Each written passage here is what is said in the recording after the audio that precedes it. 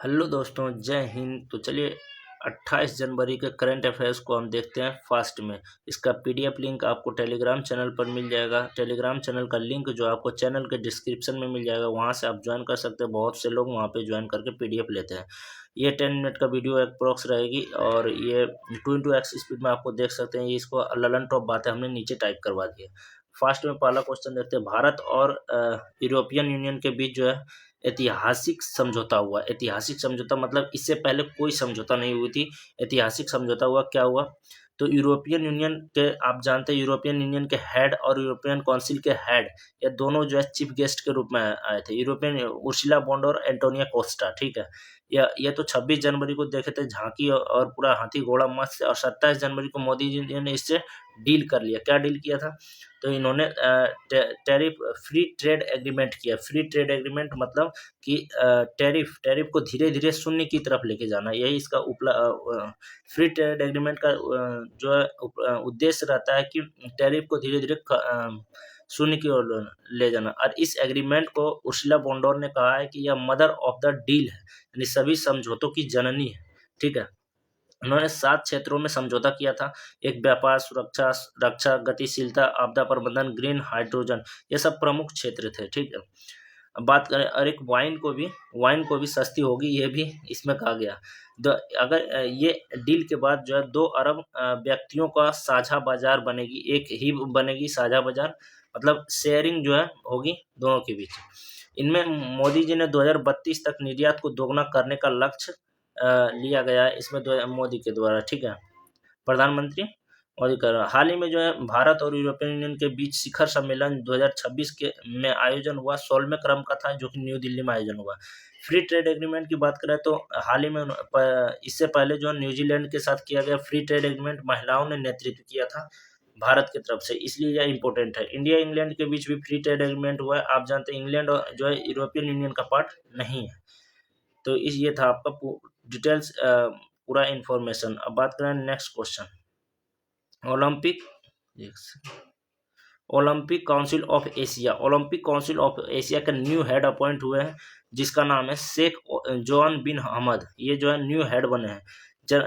General assembly में इसका जो है ताशकंद उज्बेकिस्तान में इसका बैठक हुआ था न्यू हेड अपॉइंट के लिए। पहले भारतीय प्रमुख इसके अभी थे। ओलंपिक काउंसिल ऑफ एशिया के पहले हेड जो है पहले भारतीय प्रमुख थे रणधीर सिंह। और इनका कार्यकाल 2028 तक था, लेकिन इनके हेल्थ इशू के कारण जो है इन्होंने रिजाइन दे दिया। ठीक है। अच्छा, ये ओलंपिक काउंसिल ऑफ एशिया का काम क्या रहता है? तो ये एशियन गेम्स कराना, इसका आयोजन कराना, यही इसका काम रहता है। ओलंपिक काउंसिल ऑफ एशिया की बात करें तो इसका हेडक्वार्टर जो था 1982 में कुवैत सिटी को बनाया गया था। 1982 में सबसे पहले जब इसकी स्थापना हुई थी, ओलंपिक काउंसिल ऑफ एशिया की स्थापना हुई, तब इसको कुवैत सिटी को बनाया गया था। एशियन गेम्स की बात करें तो इसके 20वें क्रम का आयोजन जो होगा जापान के आइची में होगा। जापान के आइची में इसका 20वें क्रम का आयोजन होगा, जापान के आइची में। ठीक है। नेक्स्ट क्वेश्चन की बात करें, इसी से रिलेटेड नेक्स्ट क्वेश्चन नहीं है। भारतीय ओलंपिक परिषद, आप जानते हैं दो, एक इंटरनेशनल ओलंपिक होता है, एक भारतीय ओलंपिक। तो इसकी स्थापना और इसका हेड कौन है? भारतीय ओलंपिक परिषद के स्थापना जो है हुई थी 1927 में हुई थी इसकी स्थापना। इसके प्रेजेंट हेड कौन है? तो इसके प्रेजेंट हेड पीटी उषा है, जो कि पहली महिला है। भारतीय ओलंपिक परिषद की पहली महिला हेड पीटी उषा है।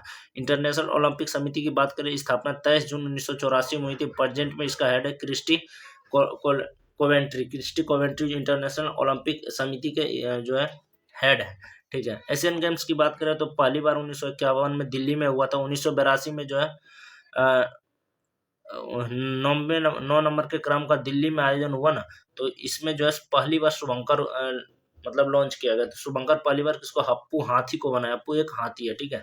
और इंडिया में जो है 1951 1982 दो ही बार एशियन गेम्स हुआ है, जबकि 19वें क्रम का जो होगा वह चाइना में हुआ है। और 20वें क्रम का आपको हम बताए थे अभी तुरंत। ठीक है। नेक्स्ट क्वेश्चन की बात करें 3 नंबर का। जापान ने चीन को 27 जनवरी को आखिरी जुड़वा पांडा को वापस लौटा दिया। जापान ने चीन को जो आखिरी जुड़वा पांडा को उन्होंने वापस लौटा दिया। इसमें मतलब क्या मसाला है वो देखते हैं। जैसे देखिए, यहाँ पे है चीन और इसके नीचे है ताइवान है, और यहाँ पे ऊपर में जापान है। जापान चीन के बीच कभी बनता नहीं है, और ताइवान कहता है कि हम एक अलग देश है। चीन कहता है तुम मेरा ही पार्ट है। तो ये कहता है अगर तुम ऐसा करोगे तो हम इस तुम्हारे ऊपर अटैक कर देंगे। तो ये तो इसका दुश्मन है, ये भी इसका दुश्मन है, तो ये दोनों दोस्त हो गए। ये दोनों दोस्त हो गए तो जापान कहता कि जापान चीन को कहता अगर तुम ताइवान पर अटैक किया तो हम तुम्हारे ऊपर अटैक कर देंगे। तो इसीलिए इसीलिए यही कारण है कि जो है जापान से जुड़वा पांडा को चीन ने वापस ले लिया। 1972 के बाद जापान के पास एक ही था, अब कोई भी जुड़वा पांडा जापान पास नहीं। जापान के पीएम साने तकाउची जो कि पहली महिला पीएम है, ने कहा है कि यदि चीन ने ताइवान पर अटैक किया तो हम ताइवान का साथ देंगे। ठीक है। चीन ने पांडा कूटनीति का प्रयोग किया, मतलब पांडा को कूटनीति का प्रयोग करके उन्होंने जापान से पांडा शावक को वापस ले लिया। आखिर ये पांडा मतलब देता क्यों है? देखो, चीन द्वारा जो है विदेशों को सद्भावना राजदूत के रूप में जो है पांडा दे दिया जाता है, लेकिन जब उसके साथ कोई अगर एक्स गलत करोगे तो वो वापस ले लेता है। चूंकि पांडा बहुत अच्छे लगते देखने, स्वामित्व चीन के पास होता है, पांडों का स्वामित्व चीन के पास होता है, लेकिन वो रखता है दूसरे देशों में। ठीक है। सिकाओ इस पांड जो लेके जा रहा है, मतलब जापान से चीन में जा रहा है, उसका नाम है सिकाओ और लेई। ये दो नाम है पांडा का। ठीक है। तो ये मैटर है। नेक्स्ट क्वेश्चन की बात करें, इंडिया एनर्जी 2026 सम्मेलन कहाँ हुआ? 27 जनवरी को से 30 जनवरी इसका आयोजन हुआ है। कहाँ पे? गोवा में आयोजन हुआ है। इसका उद्देश्य ऊर्जा सुरक्षा के लिए निवेश को बढ़ावा देना, कार्बन उत्सर्जन को कम करना। वैसे भी आप जानते हैं 2070 तक हमने नेट कार्बन इमिशन को 0 करने का टारगेट बना चुका है पहले से। रिपोर्ट जारी किया है वर्ल्ड एनर्जी आउटलुक, ये मतलब इंडिया एनर्जी वीक जो है एक रिपोर्ट जारी किया, वर्ल्ड एनर्जी आउटलुक। ठीक है। ये मतलब इंडिया एनर्जी वीक 2026 सम्मेलन के बारे में जाने। और यह एनर्जी सम्मेलन 2026 में पहला एनर्जी सम्मेलन है। ठीक है। गोवा की बात करें तो गोवा में इंटरनेशनल फिल्म फेस्टिवल का आयोजन जो है हुआ है। 56वां नंबर का संस्करण गोवा में संपन्न हुआ। फीडे शतरंज का आयोजन हुआ है गोवा में, और फीडे शतरंज का आयोजन गोवा में हुआ। जबकि गोवा की बात करें, इसमें 2 जिले थे, लेकिन हाल ही में एक और जिला बना है जिसका नाम है कुशावती जिला। 3 जिला हो गया गोवा में। ग्लोबल इकोनॉमिक आउटलुक जो जारी करता है इंटरनेशनल मॉनेटरी फंड, ये जो है ग्लोबल इकोनॉमिक आउटलुक जारी करता है। ग्लोबल जेंडर गैप इंडेक्स जो है WEP,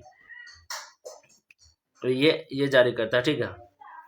बात करें नेक्स्ट क्वेश्चन की, WPL जो है वोमेन्स प्रीमियर लीग में जो है 4था संस्करण संपन्न हो रहा है, मतलब अभी कंप्लीट नहीं हो रहा है, इसका फाइनल है। नेट साइबर ब्रंट जो कि इंग्लैंड की खिलाड़ी है, लेकिन अभी मुंबई इंडियंस की तरफ से जो है WPL के इतिहास में शतक बनाई, मतलब अभी तक WPL में कोई शतक नहीं बना, इन्होंने बनाया है। तो RBC के अगेंस्ट में बनाया है, यानी कि RBC के ओपोजिशन में बनाया था, मुंबई इंडियंस की तरफ से खेल के। बड़ोदरा में यह गेम हुआ था। ठीक है। बड़ोदरा में WPL की बात करें तो इसका फर्स्ट विनर जो रहा वो मुंबई रहा। सेकंड जो है पहला संस्करण में विनर मुंबई रहा, सेकंड संस्करण में RCB, थर्ड संस्करण में मुंबई रहा। ठीक है। यानी टोटल मुंबई 2 बार जीत चुका है। अभिषेक शर्मा जो हाल ही में इंडिया न्यूजीलैंड हो रहा था, हाल ही में इंडिया न्यूजीलैंड के उसमें उन्होंने 14 बॉल में जो है हाफ सेंचुरी लगाई, जो कि यह जो है दूसरा भारतीय बन गए। ऐसा करने वाले ये दूसरा भारतीय बन गए। इससे पहले युवराज सिंह 12 बॉल में 50 रन मारे थे, हाफ सेंचुरी लगाए थे।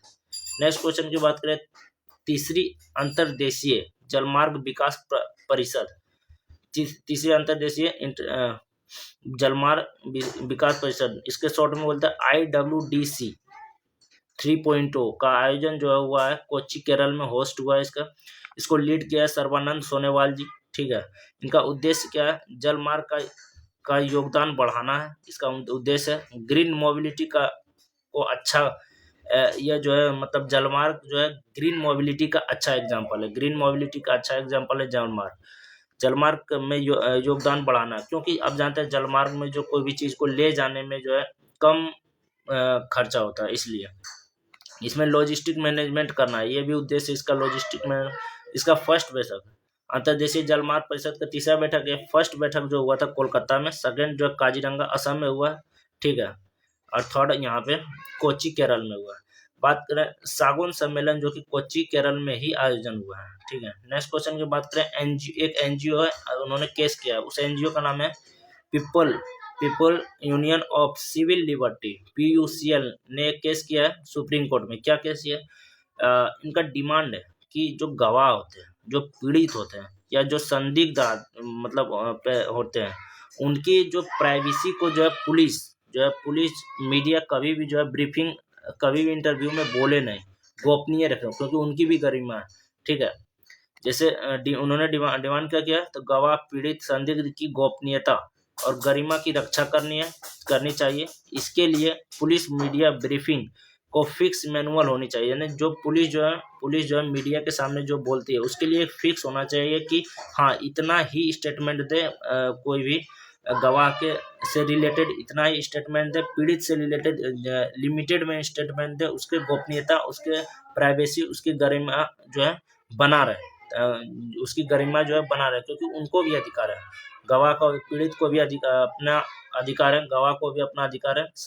इसलिए इन्होंने इसके लिए फिक्स मैनुअल जो है बनाया है, जिससे पारदर्शिता जो बढ़ सके, ताकि पारदर्शिता बढ़ सके। सुप्रीम कोर्ट का ने इस पर जो है, इस केस पर उन्होंने फैसला दिया है कि राज्यों को गोपाल शंकर नारायण के द्वारा तैयार मैनुअल का उपयोग करना चाहिए। यानी इन्होंने जो मतलब गोपाल शंकर नारायण ने एक मैनुअल तैयार किया है, जिसमें उसी के अनुसार जो है मीडिया ब्रीफिंग जो है, पुलिस का मीडिया ब्रीफिंग को फिक्स मैनुअल के अंदर ही बोलना है, इसको इसी के अंदर, और यह 3 माह के अंदर जो है 3 माह के अंदर इसको समय दिया गया कि सभी जगह लागू करना है, ठीक है।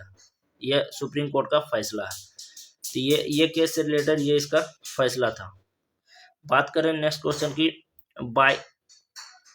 एक मिनट, हाँ, वाइली रिसर्च हीरोज पुरस्कार यह किसको मिला? डॉक्टर चंद्रकांत लहरिया को मिला है। WHO के पूर्व स्टाफ है यह। वाइली रिसर्च हीरोज पुरस्कार WHO के पूर्व स्टाफ चंद्रकांत लहरिया को मिला है। क्यों? क्योंकि इन्होंने टीकाकरण रिसर्च स्वास्थ्य सेवा में इन्होंने काम किया, इसलिए इसको मिला है। पहले भारतीय, ये जो डॉक्टर चंद्रकांत लहरिया जो पहले भारतीय हैं, लेकिन विश्व में 5 लोगों को इसी साल जो है मिला है, जिस विश्व में 5 लोग हैं, जिसमें से चंद्रकांत लहरिया भी एक है, ठीक है। नेक्स्ट क्वेश्चन की बात करें, रेड लाइन्स रीड्रॉन बुक किसने लॉन्च किया? तो सेना प्रमुख जनरल उपेंद्र द्विवेदी ने लॉन्च किया है, लेकिन तैयार बहुत से राइटर ने इसको मिलकर लिखा है। पर यह जो है, यह बुक किससे रिलेटेड है? पहलगांव घटना से। 22 अप्रैल 2025 को जो पहलगांव घटना हुआ था, यह उसी से रिलेटेड है। मई 2025 में ऑपरेशन सिंदूर की कहानी तक, जैसे पहलगांव घटना हुआ तो उसके लिए भारत उसके अगेंस्ट में जो उत्तर दिया था, ऑपरेशन सिंदूर के लोगों को, मतलब पहलगांव से ऑपरेशन सिंदूर तक जो भी जमीन पर जो घटना हुआ, जो भी घटना पहलगांव से लेकर जो ऑपरेशन सिंदूर, जो जमीन पर घटना, जो वायु में घटना, जो समुद्र में, जो साइबर से रिलेटेड जो भी घटना, जो एक्शन लिया गया है, वो पूरा उस बुक में जो है जानकारी दिया हुआ है। कौन सा? रेड लाइन्स रीड्रॉन बुक, ठीक है। इसके राइटर बहुत से लोग हैं, जैसे विवेक बख्शी हो गया, राजेश कुमार, अखिलेश्वर, अनिल, ये सब ये जो प्रमुख राइटर्स हैं, ठीक है। बात करो ऑपरेशन फॉरेस्ट की, ब्लैक फॉरेस्ट की बात करें तो यह तेलंगाना और छत्तीसगढ़ के बाउंड्री पर चलाया गया था, नक्सल को खत्म करने के लिए इसको चलाया गया था। नेक्स्ट क्वेश्चन की बात करें, Banaras list fest book award 2026 में किस किस को मिला है? तो ये बनारस लिटरेचर फेस्टिवल है, यानी कि लिट मतलब हो गया लिटरेचर, फेस्ट मतलब फेस्टिवल, ठीक है। Banaras lit fest book award, ठीक है। इसका सेकंड क्रम है, आयोजन हुआ है, यानी कि पहला क्रम इससे पहले हुआ है। इसी में एक है Bharatendu Harishchandra life time achievement award, यह नमिता गोखले को मिला है। पारो उपन्यास के लिए नमिता गोखले को मिला है। इसी में जो इंग्लिश के लिए किसको मिला है? तो रस्किन बॉन्ड, इसी में इंग्लिश के लिए दिया जाता है रस्किन बॉन्ड फिक्शन अवार्ड, जो साइनी एटनी को मिला है, ठीक है। अभय जी को मिला है सरोजनी नायडू कविता पुरस्कार। ममता कालिया को मिला है हिंदी प्रेमचंद कथा पुरस्कार। सब इसी के अंदर है, ठीक है। बनारस लिट फेस्टिवल आयोजन, ठीक है। पैगी मोहन को मिला Radha Krishnan non fiction award. ये इतना अवार्ड जो है, प्रमुख अवार्ड जो इनको इसमें दिया गया है। क्या नाम है उसका? Banaras lit fest book award में यह दिया गया है। बात करें 11 नंबर का क्वेश्चन, तो नागालैंड के कोहिमा में जो है कोहिमा में स्थापित किया गया पहला ड्रोन स्कूल, उद्घाटन सीएम नेफ्यू रियो ने किया है। यह इसका नेफ्यू रियो ने किया है। ठीक है, तो कैसा लगा वीडियो जरूर बताएं। ऐसे वीडियो पाने के लिए चैनल को सब्सक्राइब करें, कमेंट तो जरूर कर दो भाई। ठीक है, थैंक यू।